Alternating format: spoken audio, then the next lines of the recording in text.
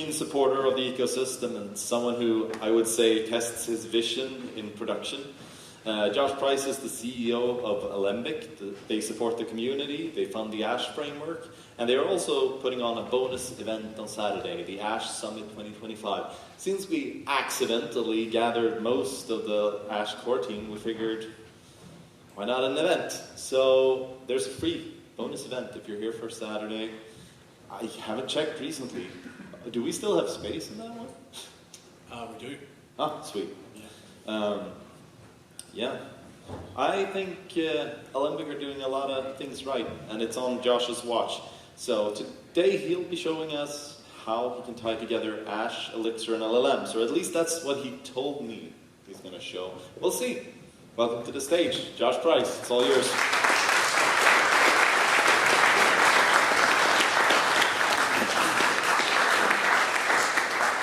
Thank you, Lars, and thank you, everyone.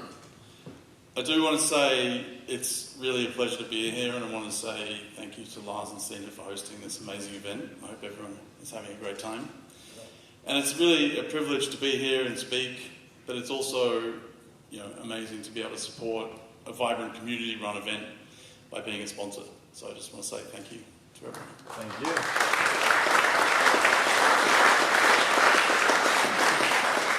So we've been talking about a little language called Elixir. And, the things that make that great, in my opinion, are the combination of these things. Functional programming, a pragmatic style of that, with immutability and pattern matching, which eliminate very large classes of errors in our programs. And we're getting types more and more by the day. And that means we get simple programs. Elixir is a low ceremony language. It's optimized for shipping. There's usually one way to do things, and that way is usually pretty great. And we don't get that decision fatigue that I think we've felt in other language ecosystems. And really what we get is simple programs that are easy for us to reason about. And if they're easy for us to reason about, they're also easy for AI to reason about. But we keep reinventing the wheel, and I have a problem with that. We don't have that level of reuse that I've been dreaming about literally my entire career. It's always been a little bit of a pipe dream, and this is why. Your application is like an iceberg. We want to build the thing on the top. That's what you want to build. That's the important stuff. That's the problem you're really trying to solve for you or your customers. But what we have to do is build all of this stuff. And that stuff keeps getting bigger, more bloated.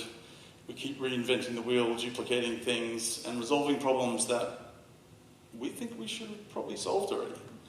A typical example is that our clients that we speak to often don't even specify things like admin panels or logging in or security. They just think that comes along for the ride. And when you tell them that, we have to build that stuff too, it's like, haven't you guys done this before? Is the usual response.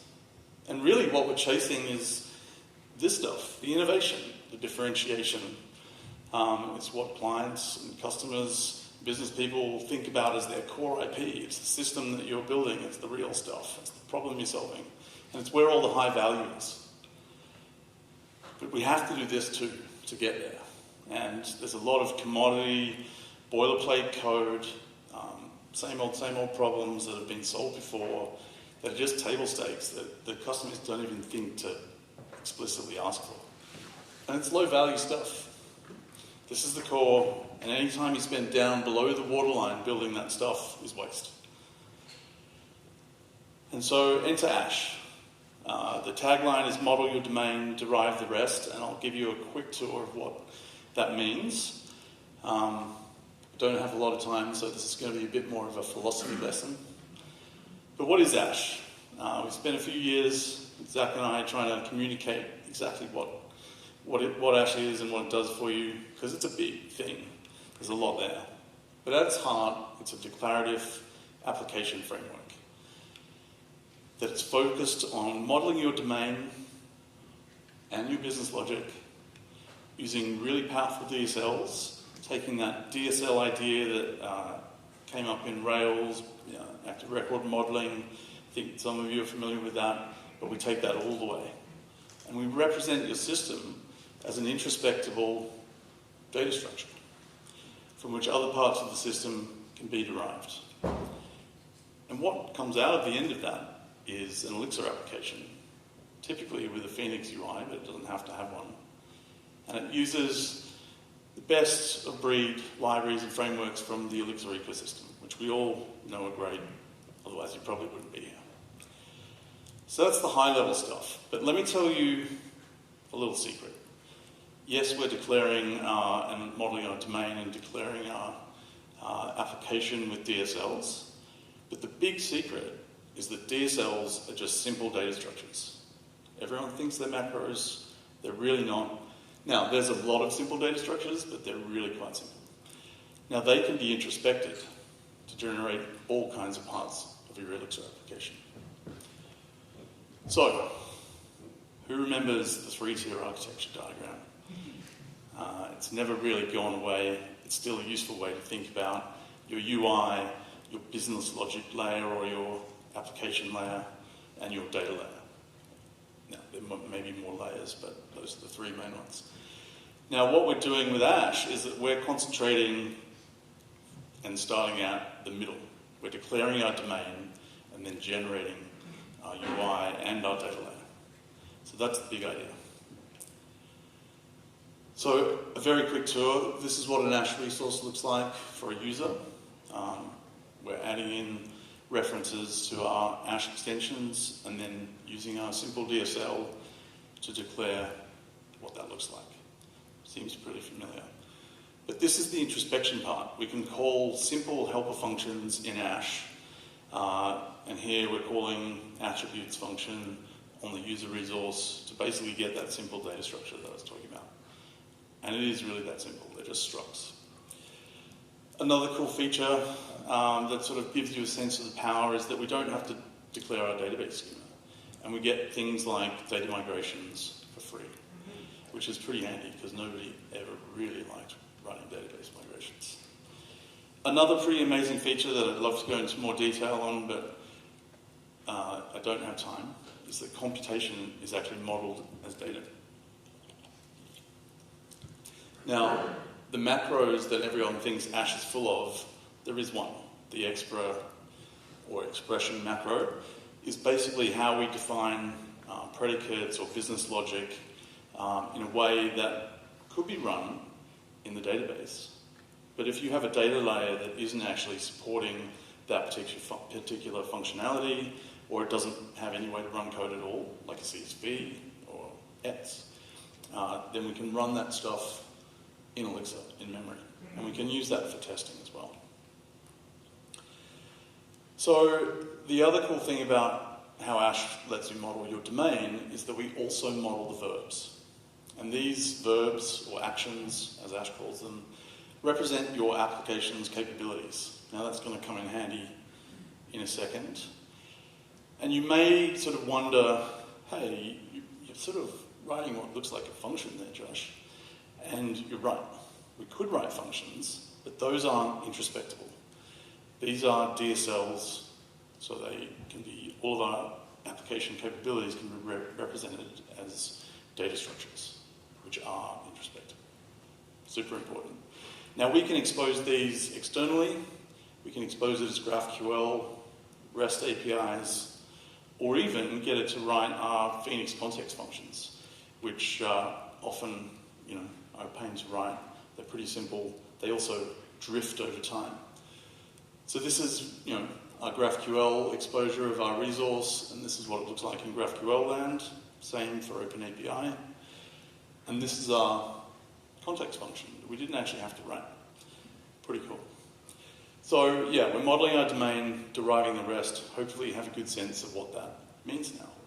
So we're generating all of these different kinds of things, but maybe we could generate something for our LLM friends.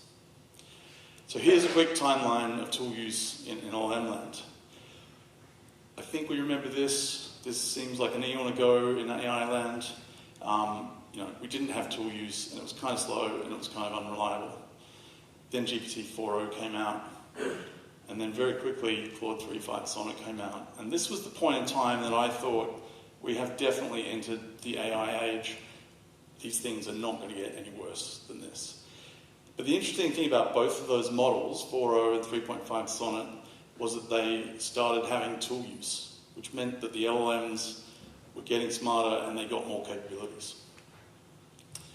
And what we've seen is that this is being leveraged more and more. What are tools? Really what we're doing is giving the LLMs capabilities to select from a menu of functions and run those functions with very structured inputs and outputs, enhancing those LLM capabilities. And we've got more reasoning, generating more tokens to simulate thinking, and then we've gotten full agentic in loops where we're doing more reasoning and using more tools to build even better output. Or is it? Now, tool usage, really OpenAI did this first. It was simple function calling, relatively simple. It looks like this, you don't have to read the code, but you can get a sense of, we're calling a LLM endpoint, and we're describing what tools that the LLM has available to it in its session. And so what we can see there is we're describing functions, we're giving them names, we're telling it, giving the LLMs enough information to be able to select from a variety of tools, and then pass in the information and then structure the outputs. And so where does this fit in? We've seen how we can generate GraphQL, we've seen how we can generate REST. We can also generate tools and then expose that as MTP. So that's going to be the rest of this talk. So when you've done this to all of your application, Ash knows almost everything about your application. It kind of is your application, and if you remember, Phoenix tried very much a long time ago not to be your application, but Ash is. And so what cool stuff can we do with our introspection superpowers? Now, from the Ash Framework book, which is very soon in print, very exciting, this is the app that you build there.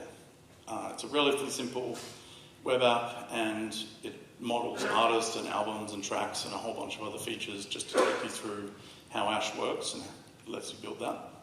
So let me give you a very quick tour of how this looks in Ash, so you get a sense of it. This is our domain. Domains are containers of resources. You can think of them like bounded contexts. You can think of them as sort of subdomains in your system. It doesn't really matter, just think of them as containers of resources. Now, what we're doing here is defining all of our capabilities of our system. Not all of them, but the main ones. And we've got the artist functions and we've got the album functions. Pretty standard stuff, and we're mapping those to Ash things. Now, all of these define the Phoenix context functions that you would otherwise have to write by hand. They're all generated. Very cool. Now, this is a bit of a wall of code, so apologies, but this is our artist resource. What we're doing is declaring what Ash extensions we're using at the top. I've hidden the GraphQL, JSON API, and the Postgres stuff. We're just mapping how that works. And then let's zoom into the attributes. So this should seem familiar from something like Ecto or Rails or what have you. We describe the nouns, its attributes, and its relationships. Typical relational schema stuff.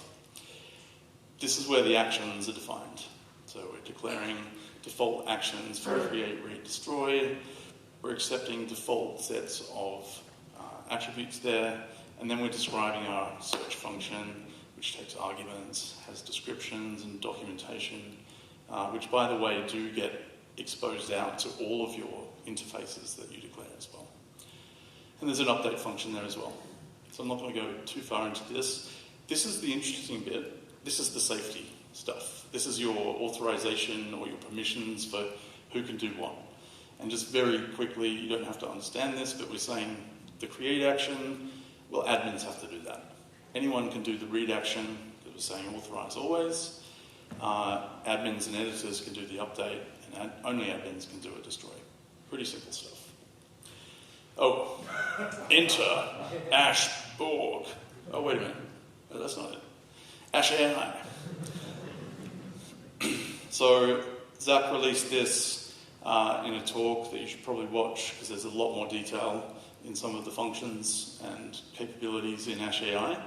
But but it's there, published, ready to go, and we're going to go through just a little bit of that today. And as usual with Ash things, and it's catching on in the ecosystem, you should definitely try it out. You may have seen it in LiveView 1.1, doing an Igniter upgrade. That's how you install it. So, how do we expose Ash actions as tools for usage with LLMs? So, again, it pretty much looks like how we defined our code interfaces. It also looks very much like how we define GraphQL and REST interfaces. Simple stuff, we're just doing another interface. Tool, map it to our Ash actions. Very simple. And we've got a few more functions if you want to connect relationships and so forth and allow navigation of that. That's optional. And we've got a relatively simple tool. We can see what's happening in terms of how this works. This is sort of the most rudimentary thing to try it out, and you can see all the logs of what's happening. So we're giving the Ash chat in Ash AI a system prompt, an actor, and then talking to our LLMs. This is slightly old syntax, by the way, so check out the new one. But yeah, what we're doing is, we've exposed our application capabilities via a chat interface with our tool calls that we just defined. And now we can see what we can do. Pretty cool stuff. We can show the first 3 artists and get nice answers. And here we can see that the queries are actually happening and what it's doing, so this is useful for debugging. And again, back on the safety part, creating an artist, remember that was only for admins. I'm actually not an admin here, so we do get a forbidden. So all of our policies are applied when we expose this out, and this applies for all of our interfaces. So it means that we're working off the canonical set of permissions. We're not having to repeat any of that stuff. And so when I'm an admin, we can create a new punk artist, and I think Claude here has gone and been quite creative. It's made up some cool data on a band, and it's made an album as well. Now, that's a rudimentary interface, but we do have the capability in Ash AI to generate a live view that is our chat. So this is just a preview of what it can look like once mounted in your Phoenix app. So here we're asking, list artists by the highest number of albums, and so it's done that. Very handy. And here we've done and referenced the latest albums. So super cool to have basically a chat in your app without very much work at all. Now you're going to have to do work to prompt these things so it works correctly, and you probably want to think pretty hard before giving this open slather to users. Yes, it can't call stuff in your app, but it can do all sorts of things if you don't prompt it correctly, including going out and just providing knowledge that doesn't exist. So be careful. All right, so the second half of the talk was about model context protocol. And is there anyone who hasn't heard of this by now?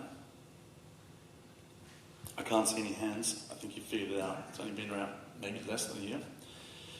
This is the basic idea. It's the protocol. It's kind of like GraphQL or REST, but it connects AI applications or your LLMs or what have you, your editors, to tools, resources, whatever you like. Currently, MCP does do more than just tools, but it can create resources and a whole bunch of stuff, but it's an evolving protocol, so we'll just focus on tools for now. It's the kind of interesting bit. This is how it's architected. We've got a host that can contain many clients. The data layer is basically JSON RPC2, pretty straightforward structures, and it can either work over standard I/O for local or streaming HTTP for your transport layer. And that's basically what it looks like. Now, we can use that protocol to go to Claude or any other AI tool, link up tools, and then we get our menu of all the tools that are available. Now that composes with every other tool that you've integrated as well. And here we've sort of created a Tunez Ash MCP server. And we can configure that just by pointing at either a local thing or a remote URL in your config. And then we can use it. Interestingly, Claude gives you kind of thinking about and debug information about what the tool call is. I will mention that there is a thing called MCP Inspector if you do need to debug what's going on there. So yeah, now we're interacting with our app. So what else is in Ash AI? We've got prompt back to action, so you can, in your actions in Ash, call out to LLMs with structured outputs. We've got LangChain, the Elixir version integration with built-in model support, so you don't have to do all of that setting up yourself. There are vector embeddings for semantic search, and that has the PG vector support. And then there's MCP servers, not only for doing development work just like Tidewave, but for exposing your Ash actions out, to the world.